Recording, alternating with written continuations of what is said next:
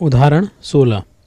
वर्ग समीकरण कोष्टक में x ऋण 1 दूसरे कोष्टक में 2x ऋण 1 बराबर 0 को हल कीजिए।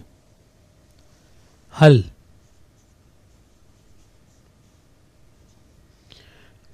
हमारे पास है x ऋण 1 जो कि कोष्टक में है और दूसरे कोष्टक में 2x ऋण 1 बराबर 0।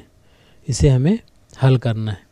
इसके लिए सबसे पहले हम पहले कोष्टक का पहला पद x लिखेंगे और दूसरा कोष्टक 2x ऋण 1 लिखेंगे। उसके बाद पहले कोष्टक का दूसरा पद ऋण 1 लिखेंगे और फिर इसे गुणा करेंगे 2x ऋण 1 से बराबर 0। या कोष्टक को जब हम खोलेंगे तो x 2x से गुणा होगा जिससे हमें प्राप्त होगा 2x की घात 2 ऋण x, x गुणित ऋण 1 ऋण x ऋण 2x ऋण 1 को ऋण 1 से गुणा करेंगे तो धन 1 बराबर 0।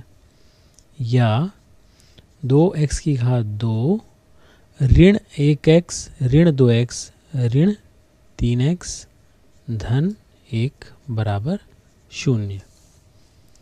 यहाँ पर हम समीकरण की तुलना मानक समीकरण ax की घात 2 धन bx धन c बराबर 0 से करेंगे। हमें a का मान प्राप्त होगा 2।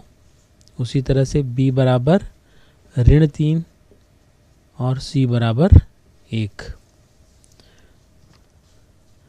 सूत्र x का मान ज्ञात करने के लिए हमारे पास सूत्र है x बराबर ऋण b धन ऋण वर्गमूल b की घात 2 ऋण 4ac बटा 2a में a, b और c का मान हम रखेंगे और x का मान ज्ञात करेंगे। तो ऋण b का मान हमारे पास है ऋण 3 जिसे हम कोष्टक में रखें धन ऋण वर्गमूल b का मान है हमारे पास ऋण 3 तो ऋण 3 की घात 2 ऋण 4 a का मान है 2 और c का मान है 1 बटा 2 और a का मान हमारे पास 2 है तो इसे कोष्टक में लिखेंगे बराबर ऋण को ऋण 3 से गुणा करेंगे तो 3 धन ऋण वर्गमूल ऋण 3 की घात 2 बराबर 9 ऋण 4 दूनी 8 बटा 4 बराबर 3 धन ऋण वर्गमूल 9 ऋण 8 वर्गमूल 1 और वर्गमूल 1 बराबर 1 होता है बटा 4। आगे देखते हैं। हमें प्राप्त हुआ था x बराबर 3 धन ऋण 1 बटा 4। अब हम इसमें धन चिन्ह लेने पर धन चिन्ह लेने पर x बराबर 3 धन 1 बटा 4 या 3 और 1 4 बटा 4 4 और 4 को 4 बटा 4 का मान 1 हो जाएगा तो x बराबर 1। उसी तरह से ऋण यहाँ पे ऋण चिन्ह लेने पर ऋण चिन्ह लेने पर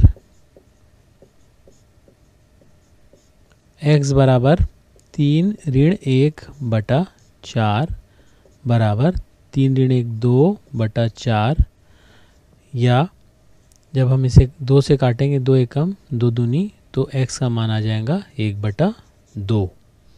तो अतः हमने देखा कि x का मान 1 या 1 बटा 2 समीकरण का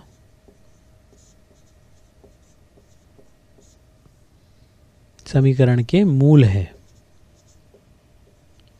इस तरह से हमने ज्ञात किया कि x का जो मान है 1 और x का मान 1 बटा 2 यह समीकरण के मूल है। यह इस उदाहरण का हल होगा। करके देखें। इन समीकरणों को हल कीजिए। पहला 3x वर्ग ऋण 2x धन 2 बराबर 0। दूसरा x का वर्ग ऋण 2x धन 1 बराबर 0।